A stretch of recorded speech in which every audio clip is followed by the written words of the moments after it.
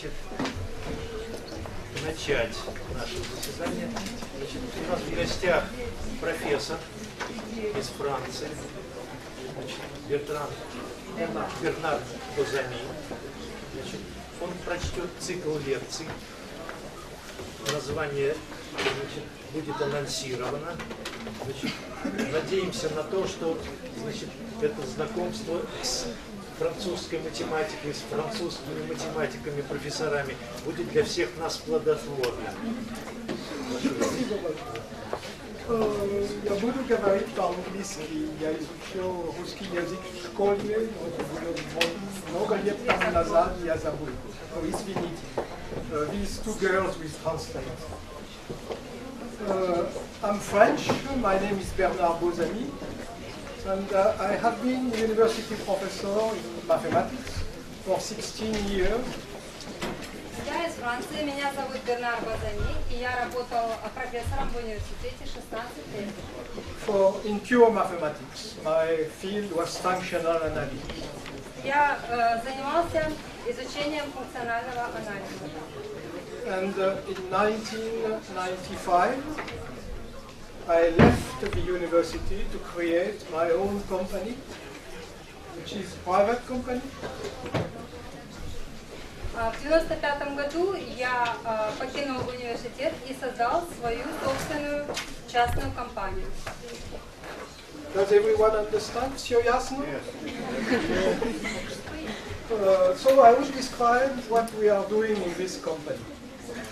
И сегодня я вам расскажу, чем мы занимаемся в этой компании. Because when I mention this kind of mathematics, people ask, where are the formulas? Потому что когда я рассказываю о такой математике, люди спрашивают, а где формулы? And you will see that we don't need any formula. The question is about the problems, not about the answers. И вы увидите, что нам не нужны формулы. Вопрос заключается в проблемах, не в вопросах. So I will give some simple examples. Feel free to ask questions. I like when people ask questions. You are very numerous and I like it. Я приведу некоторые простые примеры, и вы можете задавать вопросы. So my first example will be the following. We had a collaboration with Donetsk National University some years ago. Мой первый пример будет о нашем сотрудничестве с Донецким университетом несколько лет назад. And when I was in Donetsk once, there was a big accident in the Zadyatsko mines, and many miners were killed. И когда я был в Донецке, там произошло крупное несчастный случай на шахте имени Засядько, и много людей погибло. And the mines in Donetsk are extremely deep.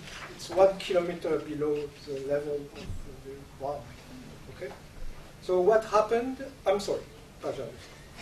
Шахты в Донецке, они очень глубокие, более 1 километра глубиной.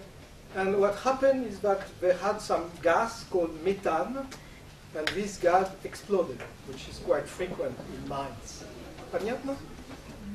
And they have some kind of network of sensors which is supposed to detect methane. Там скапливается газ метан, и он может взорваться. И у них в шахтах расположены датчики, которые обнаруживают скопление этого газа. So the question was, why this network of sensors didn't work correctly?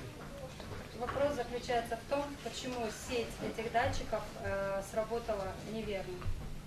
And the university asked us whether we could help improve the network of sensors to make sure that it will work correctly in the future. Университет попросил нас поработать над улучшением этой сети датчиков, с тем, чтобы в будущем они работали лучше.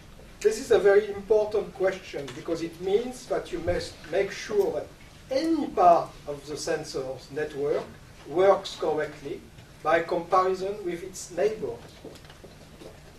Это очень важно, потому что вы должны быть уверены, что любая часть этой сети работает правильно по сравнению с датчиками, которые расположены по соседству.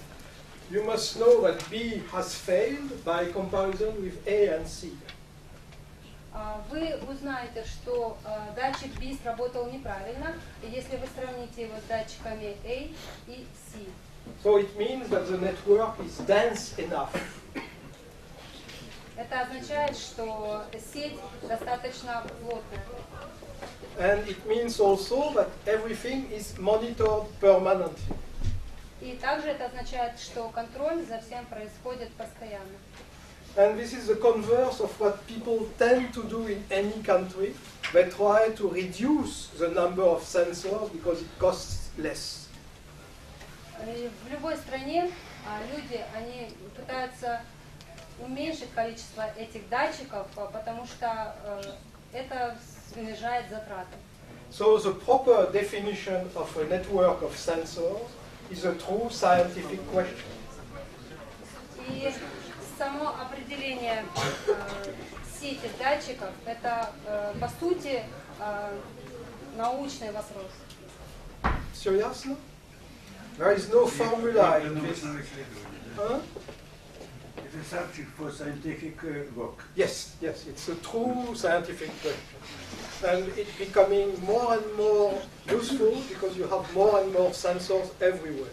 For instance, you have sensors for the trains, you have sensors for the planes, you have sensors for traffic, and so on and so on. И актуальность этой проблемы, она возрастает, потому что количество сенсоров увеличивается в поездах, в самолетах, везде присутствуют датчики. This is the topic of the collaboration I will discuss during my third lecture. Это тема сотрудничества, о которой я собираюсь поговорить на третьей лекции. Now I will. So you see, there is no formula here, just a problem.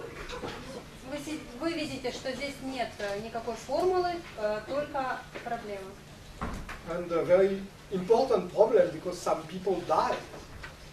Эта проблема очень важна, потому что люди умирают. Да. Спасибо. And I will turn to another example of different nature. Once I was in Novosibirsk. And Я теперь приведу другой пример. Однажды я был в Новосибирске. Let me ask, how many of you understand English? Okay, almost everyone. So who needs translation? Everyone. Спрашивает, нужен ли перевод. Yes, I think they need, but they don't want to say so. I know them. So I was in Novosibirsk, and the oblast, government of the oblast, said we have a problem with forest fires in Siberia. И правительство области сказало, что у них есть проблема с пожарами лесными. And the problem is where to put the firemen, how many firemen, the brigades, and how many planes do we need, and where to put these planes and all resources. И они хотели узнать, куда лучше разместить ресурсы, такие как пожарники, бригады, и для решения этой проблемы. So this kind of problem is called in mathematics optimal allocation. We don't have this kind of chalk in France. Allocation of resources. В математике эта проблема называется оптимальное применение ресурсов. It's a branch of it is logistics. Отраслью называется логистика. Yeah. And for instance,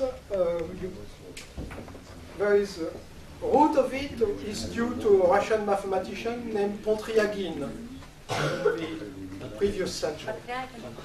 Yes. То есть в основе начинал заниматься этой проблемой русский математик Пантрягин.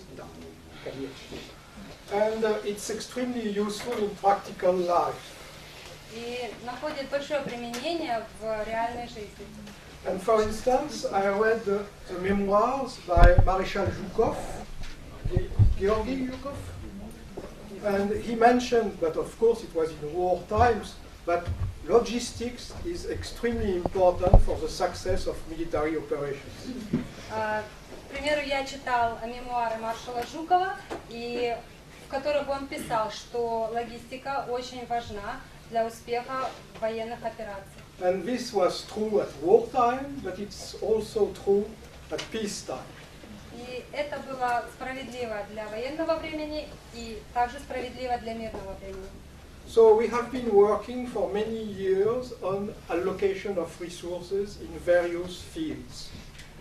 На протяжении многих лет мы занимаемся проблемой распределения ресурсов в различных отраслях. And once again, there is no formula here. И опять же, нет формул никаких. So every time there is some kind of social need, preoccupation, and the topic of the mathematician is to address this preoccupation.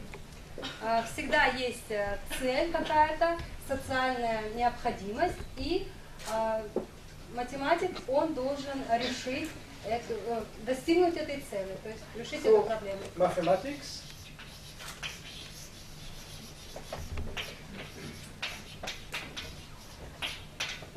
to set the question not only to solve it. То есть математики, они должны ставить вопросы, а не только разрешать их. Because if you Поставить. In Russian, поставить. Поставить the problem.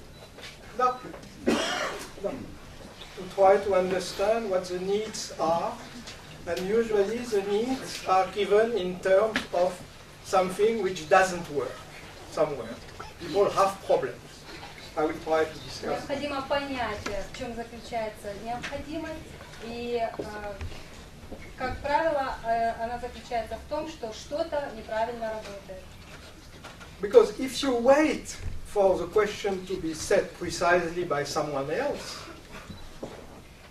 Потому что если вы будете ждать, пока кто-то сформулирует вопрос или поставит задачу, you will wait forever, вы будете ждать всегда. and the question will not be formulated in proper terms. И вопрос никогда не будет сформулирован правильно. So you will bring a good answer to a wrong question. И таким образом вы хорошо ответите на плохой вопрос. And so the task of the mathematician, at least in my company, is to understand the social need and turn it into scientific terms. Поэтому задача нашей компании – это понять необходимость социальную и ее применить в научной, с помощью науки ее разрешить. Which is, Правильно поставить. To understand this problem. yes, well, to understand, it's not so simple, because usually you have many political ways to address a problem, and some of them are politically correct, but not scientifically. И And это не так легко, потому что часто есть политические методы, чтобы решить проблему. Ну, это не так легко решить так, с помощью науки. And quite often now in Europe, and especially in France, we have a lot of questions connected with our environment, pollution in the air and something of that type. And these questions, they don't want to be addressed scientifically. They have all, politicians already have their answers. Во Франции, например, очень много вопросов, связанных с загрязнением окружающей среды. И они не хотят решать эти вопросы с помощью научных методов, потому что они их решают с помощью политических методов. So the task of the scientist is to address the question scientifically, not to agree with the politicians. И задача научных работников заключается в том, чтобы решить проблему научным методом, а не политическим. So my company is strictly private and doesn't depend on the French government. Поэтому моя компания, она частная и не зависит от правительства Франции.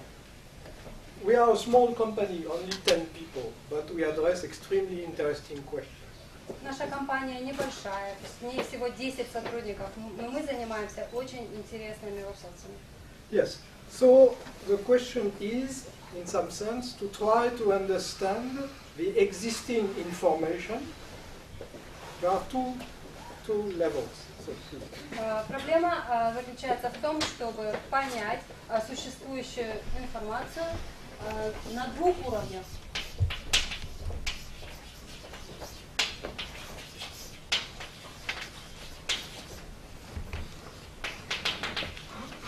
For instance, existing information about accidents in mines, why they occurred and how, or information about earthquakes, or information about floodings, or information about traffics, and so on and so on. Every time, sorry. К примеру, это информация о несчастных случаях в шахтах или о дорожных несчастных случаях и так дальше, и так дальше. So the first duty of the scientist is to gather existing information and try to see what meaning it may have. Первая задача научного работника – собрать существующую информацию и разобраться в том, какой смысл заключается. Sometimes this information is sufficient, sometimes it is insufficient. Она иногда бывает достаточной, а иногда недостаточной. And we do this by probabilistic means, and this is something I will discuss tomorrow. Мы делаем это с помощью вероятностных методов, и я об этом расскажу больше. And when we understand the amount of information, then the second task is to give some conclusions.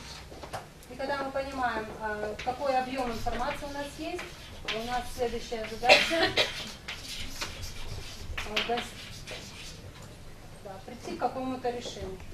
And these conclusions may be of two natures or three natures. One possible conclusion is you should do this. Another possible conclusion is you should do that. And third possible conclusion is not enough data. You should do nothing and get more information. И может быть у нас три решения. Первое, вы должны сделать это. Второе, вы должны сделать то. А третье, у нас нет достаточно данных. And of course, when it turns to the politicians, there is a fourth conclusion, which is get out. Ну и всегда есть четвертое решение, если мы принимаем политическое решение, которое заключается в том, что не надо ничего делать. Yeah, I mean, this problem doesn't exist. You created it, and there is no. Проблемы need не to investigate. существует, вы ее создали. It's completely artificial, which is quite frequent. И это случается часто. So this first part of understanding the information is extremely interesting in itself. Первая часть понятия информации очень интересна. I will give you an example of a contract we had with some French company. Я приведу пример контракта, который у нас был с французской компанией. We have these two cities, Paris and Bordeaux. Bordeaux is southwest of France. Во Франции есть вот два города, Париж и Бордо. Бордо находится на юге. And they wanted to build a high-speed train between both cities. И они хотели построить высокоскоростной поезд, то есть пустить между двумя городами. And in between there are two rivers. На пути протекают две реки. Creuse and Vienne. Вена и Крюс. Yeah, which meet very near the train line, but the train line passes after the conjunction of them. Да. И дорожный путь он проходит после того, как эти две реки сливаются. So they wanted to, of course, to cross the rivers, and they need to build the bridge. And необходимо было построить мост над этой рекой. The size of the bridge depends on the expected flooding of the river, the debit. Размеры этого моста, они зависят от течения реки. The amount of water. Да, количество воды, которое проходит. This has to be determined from historical grounds, from historical perspective. Это должно было определяться при помощи анализа данных исторических. And you must use data from at least 200, 300, 400 years old. Необходимо было использовать данные, которым по меньшей мере 2-3 тысячи лет. Because when you build a train line, you must expect some extreme phenomena. And for instance, when you build a nuclear plant, for instance, you have to take into account possible earthquakes. And these earthquakes you take into account for 2000 years. Когда строите железную дорогу, вы должны принимать во внимание какие-то исторические феномены, которые происходили. Когда строите атомную станцию, необходимо принимать во внимание возможность землетрясения и анализировать данные за несколько тысяч лет. Yeah. And these data from the past are not well recorded.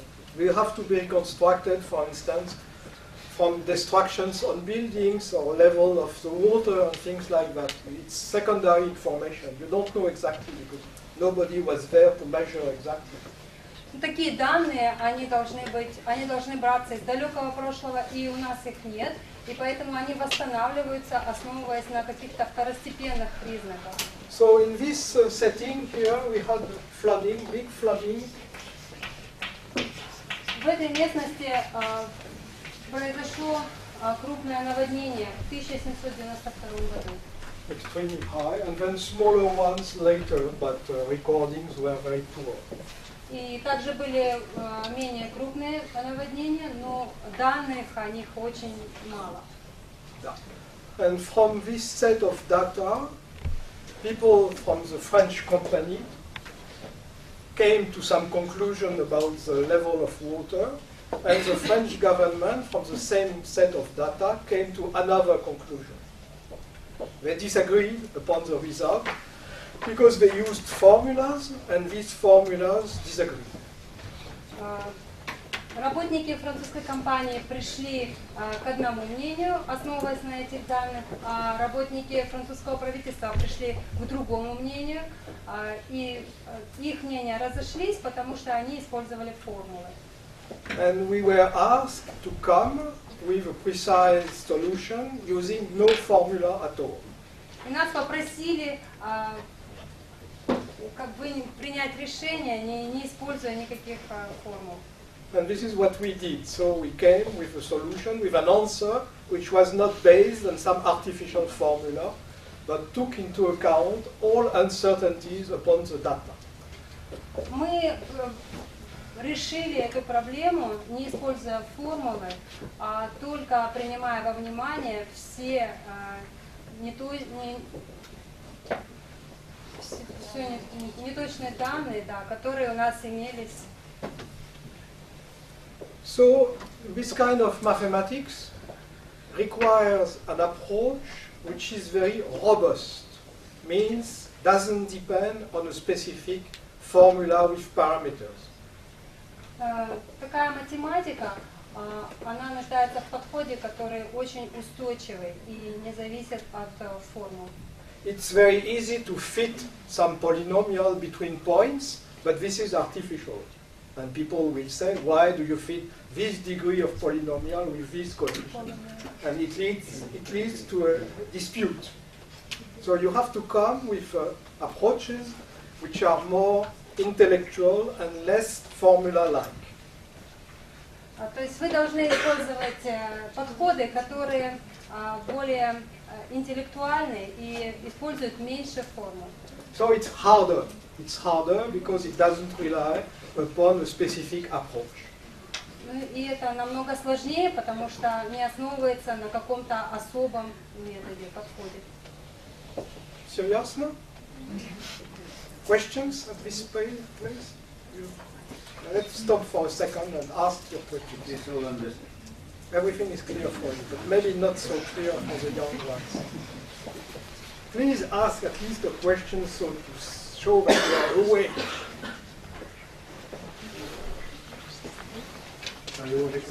Yeah, I want a question to show that you understand Yes, I why understand. formulas I are not would so like to, yes, they're not important, but what methods and what ways do you use to find this absent or unreliable information, then to make a general reliable conclusion for building this bridge, for example? I will discuss that tomorrow. It's made using probabilistic approaches in which the laws are very rough and built from existing information. We don't assume the laws to be Gaussian or whatever. We just build. I will discuss that more in detail tomorrow. What was the end of your project, your collaboration as for the bridge? Was it a success? And Yes, it was a success because we came with an answer saying that the debit was not so high and everyone was happy. In fact, of course, we were paid, which is a matter of success. But every time we come with a solution which is scientifically well presented, people accept it. Even if they don't like it, they have to accept it because it doesn't require any prior approval. We are just scientists. you just gave them information without formulas, and it was okay. Thank you. No, we wrote a big report which was 80 pages long in which everything was completely detailed.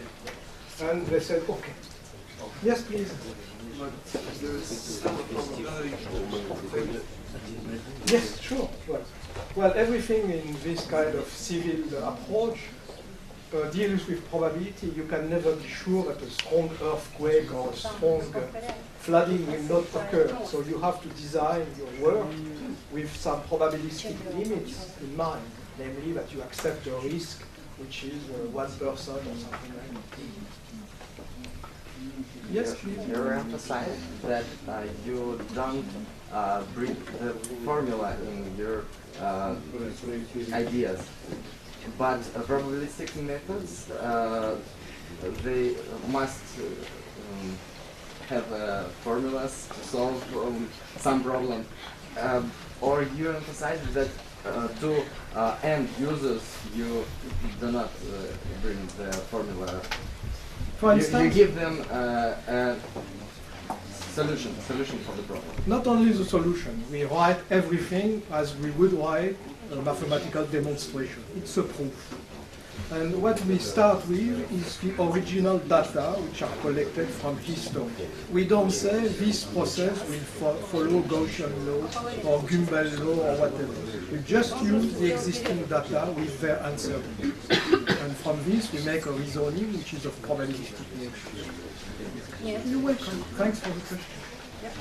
So you may say that probability is mother of stability. You put everything together and give some stable and reliable solution. Well, probability is an essential topic in our construction. Yes. Because in every time in real life you have uncertainties, and the best way to handle uncertainties is probabilistic means. But let me postpone this until tomorrow, because I will give a more technical lecture about probabilities tomorrow. Okay, so is it clear? I'm sorry. Yes. Хотите, чтобы я... Или не?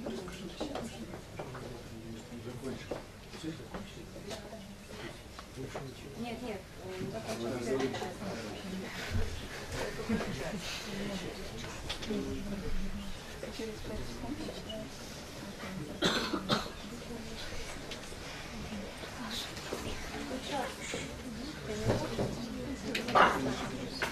So now I will discuss some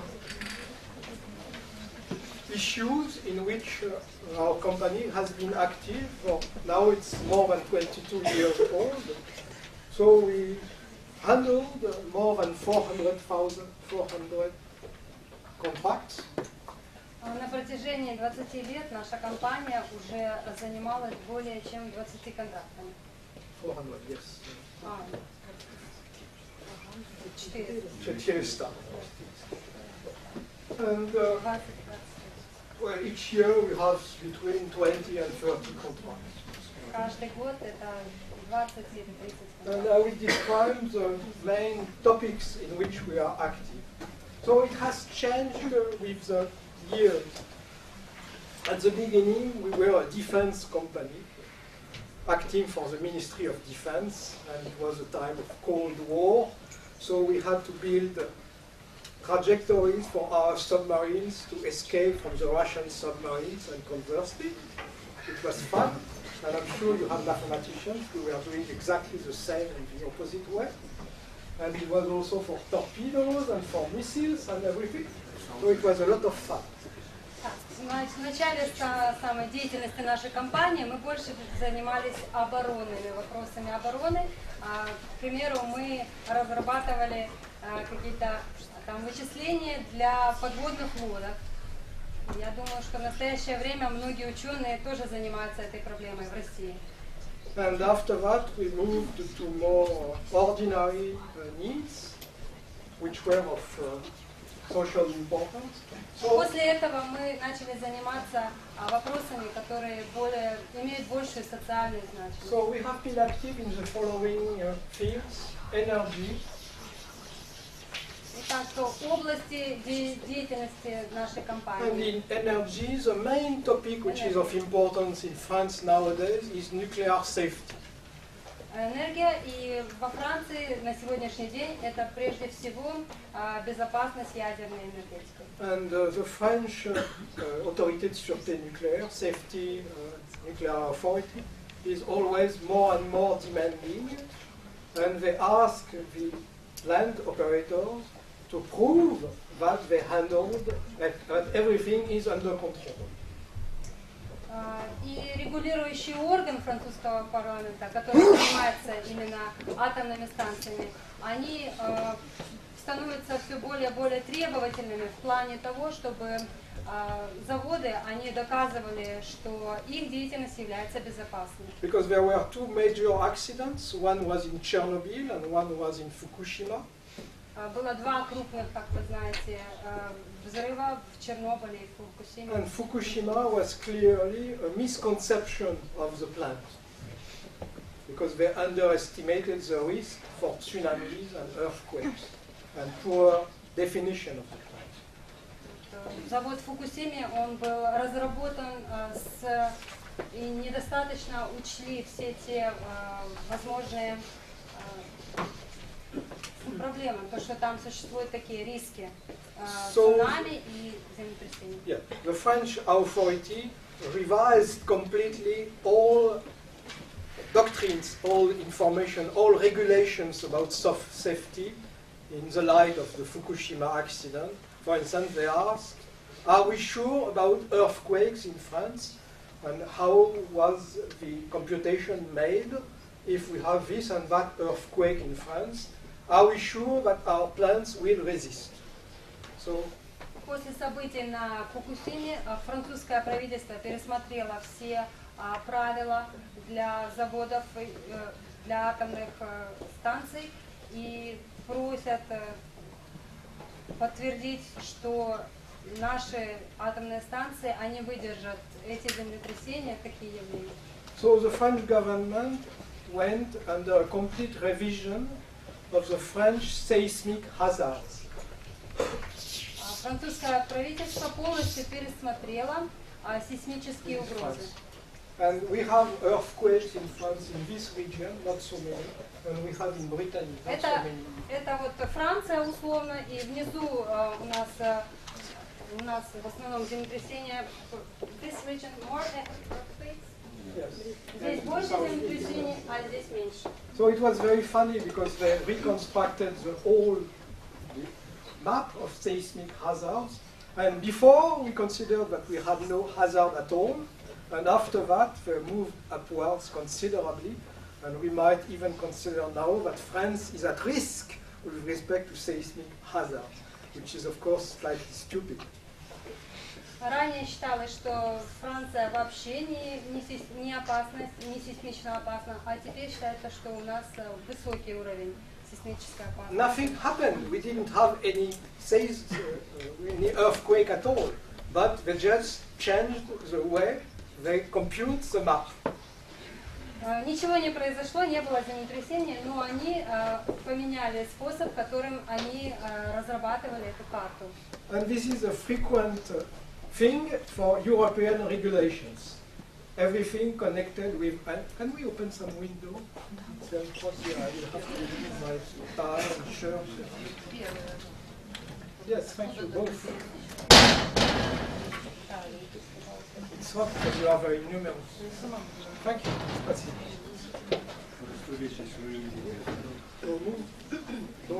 Don't get cold. So everything in Europe goes through re-evaluation of safety regulations, and this is typical about environment. For instance, they will decide 1 year that the level of admissible pollution is something, and the next year they will change the level, and the next year they will change the level again. So it changes, it constantly changes, with no reason, just they change the way of computing.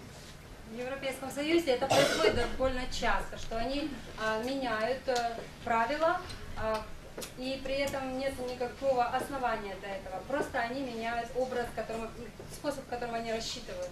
So it's becoming very funny because people tend to be afraid. И это приводит к тому, что люди начинают бояться. And I will give you a very funny example. We had to work for the French electricity, EDF, about high tension lines. You understand? 400,000 volts. Extremely high voltage. And people were afraid because they thought that these high tension lines might contribute to Alzheimer's disease, child leukemia, and many other things. Okay?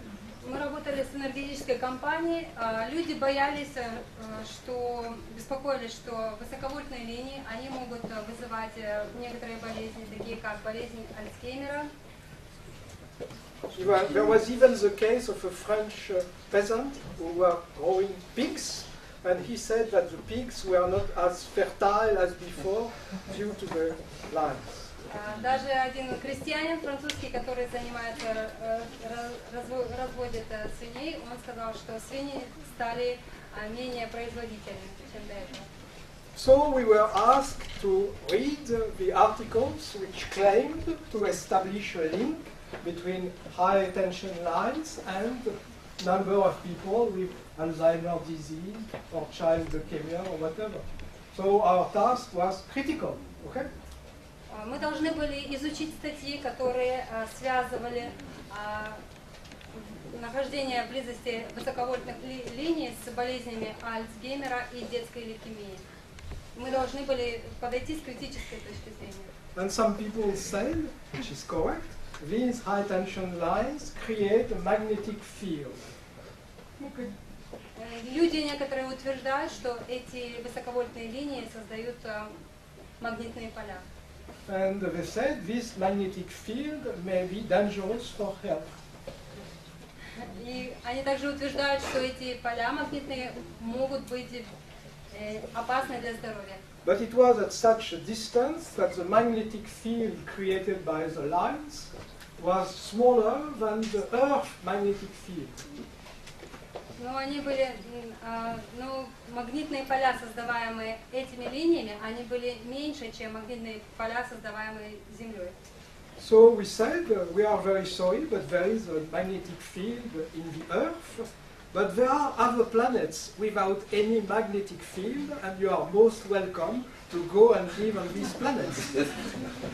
И мы сказали, что нам очень жаль, но на Земле существует магнитное поле, но есть другие планеты, где магнитных полей нет, и вы можете переехать туда. So they didn't like our answer at all, but it was fun. So this is an example about energy. We have a lot of contracts connected with safety because things become irrational in general. So now Это the пример, пожалуйста. пример из энергетики. У нас очень много подобных контрактов было, и потому что вопросы, они становятся иррациональными. People tend to become irrational everywhere on Earth. Люди становятся иррациональными по всему миру. Second topic is transportation. Еще одна область – это транспорт. So we had to work on numerous networks, buses, train, metro, and so on. And the general, I'm sorry. Мы работали с различными сетями, такими как транспортного сообщения, автобусные, метро и железнодорожные. The general question is that these networks usually do not work properly. I mean in France.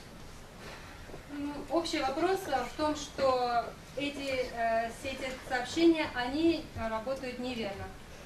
For instance, in the Paris area, the population grew a lot and the network is close to saturation. There are too many people.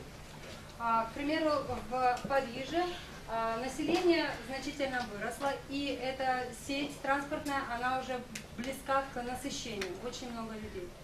For instance, if some incident occurs, not accident, just incident such as electric cable which breaks down, then it stops the traffic and they cannot recover to normal within the next day.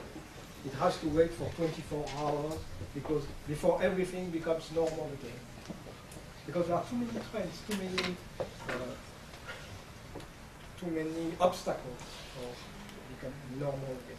Даже какой-то незначительный сбой, он может привести к тому, что восстанавливаться будет сообщение сутки или больше, потому что эта сеть, она очень насыщена, очень много транспортных средств. So this comes to the question of logistics and optimal allocation of resources, which I mentioned at the beginning of my talk.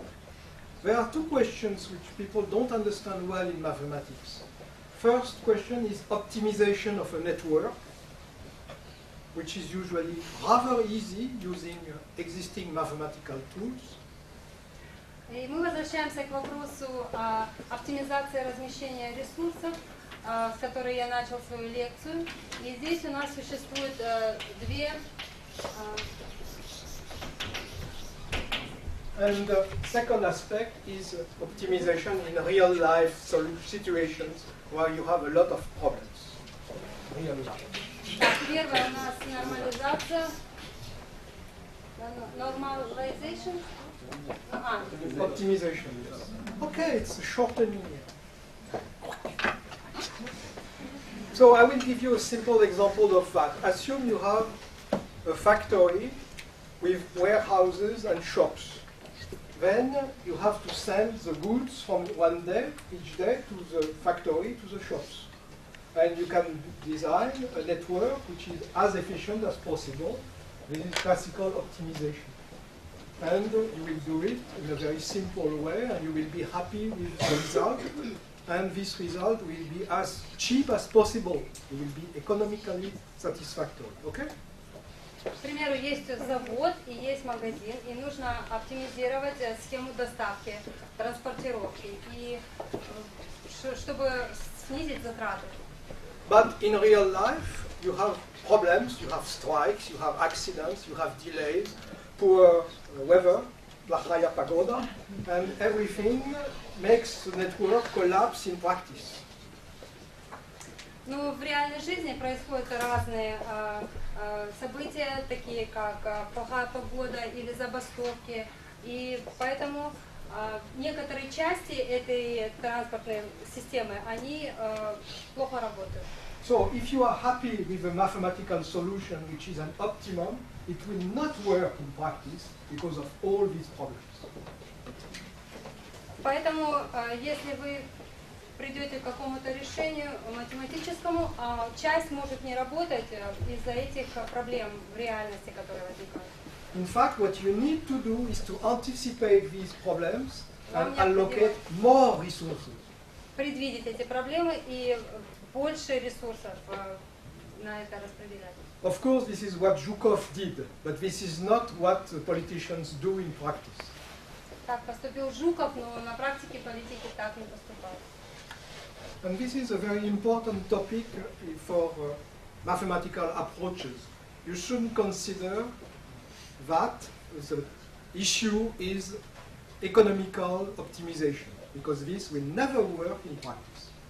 И это очень большая проблема, потому что вы не должны думать о том, чтобы было оптимизировано с экономической точки зрения. Так никогда не будет работать. And how do you know what the problems are? Well, you have to look at an history. You have to understand why the networks collapsed or what kind of accidents you had or delays and so on and so on. It relies upon a careful analysis of past. Вы должны анализировать те события, которые происходили в прошлом, которые повлияли на то, что система работала плохо. So the third topic we look at is health.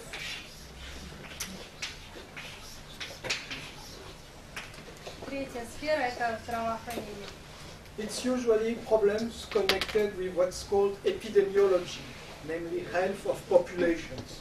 And I gave an example already, high voltage lines. There are many such examples connected with all possible food problems and environmental questions and so on. So every time it's very uncertain because human populations are extremely complex, and to come with a mathematical approach is extremely hard in such cases. Как правило, это проблемы эпидемий, которые могут быть вызваны разными факторами, и очень сложно решить математически, потому что население Земли, оно очень разнообразно. Fourth topic is insurance. Четвертая сфера – это страхование. Insurance and also risk, which is the same. Risk evaluation. И оценка рисков. Insurance questions usually are connected with kinds of frauds. People declare some kind of contract, but for instance, they would take contract as a driver for themselves, but they let their children drive instead, which is not the same amount of money to be paid. So we have to find what are the origins of the fraud and how to correct it in terms of money which should be received. В страховании это часто проблема с мошенничеством. Так, например, люди страхуют машину, и что они будут сами ее водить, но потом вводят ее многие другие члены семьи, а в итоге недостаточно средств, они покупают более дешевые продукты. И наша проблема бороться с этим. Yeah. So, yes, you have a question? So everything again is based upon the fact it doesn't work correctly. What the insurance company expects is not what it gets, and in some cases it loses money. It doesn't collect enough money. То есть то, что рассчитывает получить страховая компания, она не получает, и она таким образом теряет в своих доходах. And the fifth topic is usually help to industry.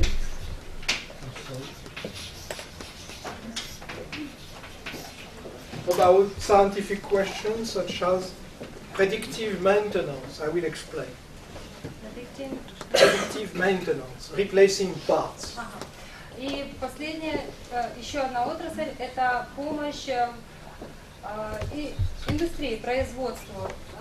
Такая проблема, как, например, предикативный ремонт. Yes, for instance, we had a contract with Peugeot about the following topic. They have a normal guarantee which is 2 years. And after this guarantee, after these 2 years, you can make a subscription, you pay more, and this guarantee extends for 3 more years. Is it clear? То есть с Peugeot есть гарантия, и она, допустим, длится 2 года, и по истечении этих 2 лет вы можете ее продлить. And we had to compute what it would cost to Peugeot if this guarantee was extended, and so they can determine how much money it would cost to the consumer. И мы можем определить, что сколько денег сколько это будет стоить Peugeot, если продлится это гарантийное обслуживание, и сколько денег это будет стоить потребителю. Yeah. So in any case, what we do depends on the fact that someone somewhere is unhappy. And this is always the situation with which we start. If you expect someone to come to you and give you a nice mathematical, well-formulated problem, you will wait forever. And we cannot afford to wait forever. So we Поэтому мы чаще всего сталкиваемся с тем, что кто-то чем-то недоволен. И поэтому, если ждать, что кто-то придет к вам с точно сформулированной проблемой, вопросом, вы будете ждать вечно. And in practice, what we do is to anticipate and say, okay, this thing didn't work. For instance, the trains are late, or the high tension lines are supposed to be well received by the population, but this is not the case. And we propose our services to whomever is interested. So I will go with you with some small and funny experiment. И что мы делаем, как правило, мы должны предвидеть, что, допустим, возьмем сейчас заголовки и посмотрим, какие вопросы мы можем решать здесь. So, what does this mean? You should change your job. You should change your job. Okay, this is kind of economical question. Well, she said, Придется сменить профессию. Это экономический вопрос. Вопросы сферы экономики. this is a question of social importance to see how many people are in a given job. And it's a very interesting question, namely that people get older and older, and in some cases, for some jobs, the replacement is not provided.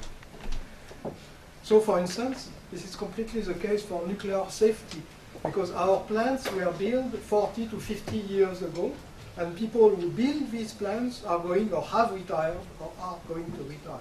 So we need to replace and compute how many people we will need within 20 years. It's a scientific task. То есть проблема того, чтобы рассчитать, сколько людей в будущем понадобится для той или иной профессии, к примеру, профессия людей, которые построили атомную станцию, она является вполне научной проблемой. So you may propose your services here, either to the government or to a big company, such as French Electricity, who needs to anticipate their replacements in the future. И вы можете обратиться с предложением к правительству французскому и сказать, нам необходимо рассчитать, то есть, чтобы предвидеть, сколько людей нам понадобится в будущем. So it's one, and that's just the first page. Now what's this? I don't understand this.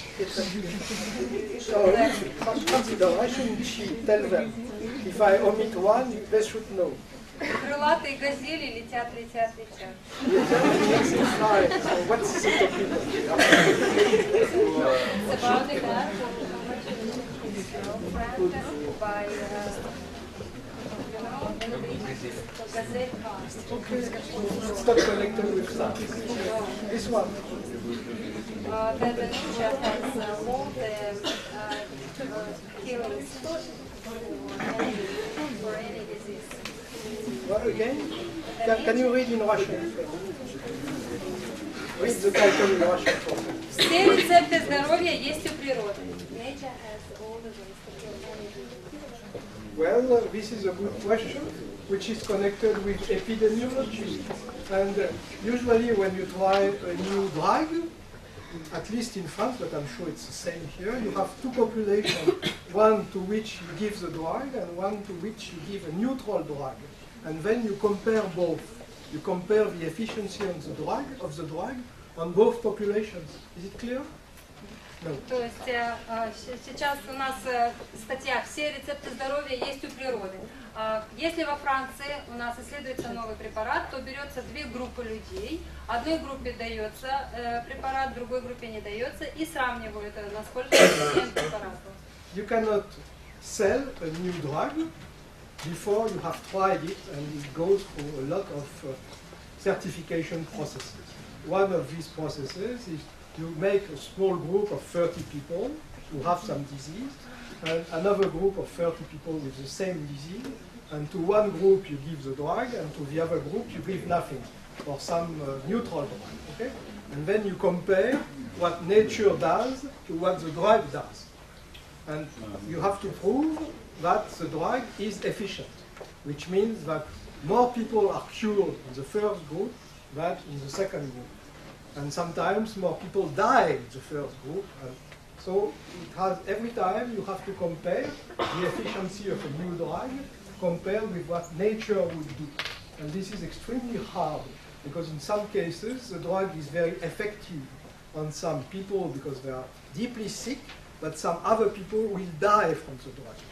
So it can be effective on a small population and dangerous on other populations. So it's a true question on which deep mathematical tools are requested. Okay, we can go on forever. You can see that on 2 pages I already found 2 subjects for... Oh, I'm sorry, yes. То есть, прежде чем начать продавать какое-либо лекарство, производится клиническое исследование. Одной группе дается препарат, другой группе не дается. И потом уже, когда будут результаты, принимается решение о целесообразности. И это тоже является большой проблемой, которой стоит заниматься с научной точки зрения. So what you should do in such cases is to approach everything with a true scientific mind, which means no predefined idea. You have to be neutral. К решению любого вопроса вы должны подходить с нейтральной точки зрения, и это является истинным научным подходом. Yeah. So what I will stop now.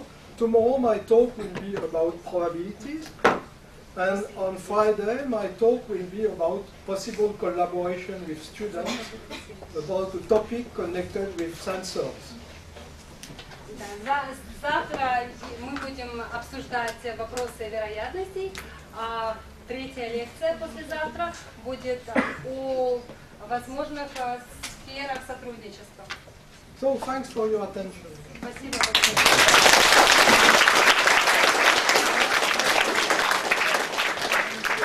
Всех нас поблагодарить профессора Базами за интересное сообщение, но я хочу сделать одно маленькое замечание. Все, что он говорил о задачах, которые сейчас решает его компания, решают очень квалифицированные люди. Люди, которые занимались математикой очень серьезно, многие годы, и теперь достигли того уровня, чтобы решать проблемы без формул. Yes,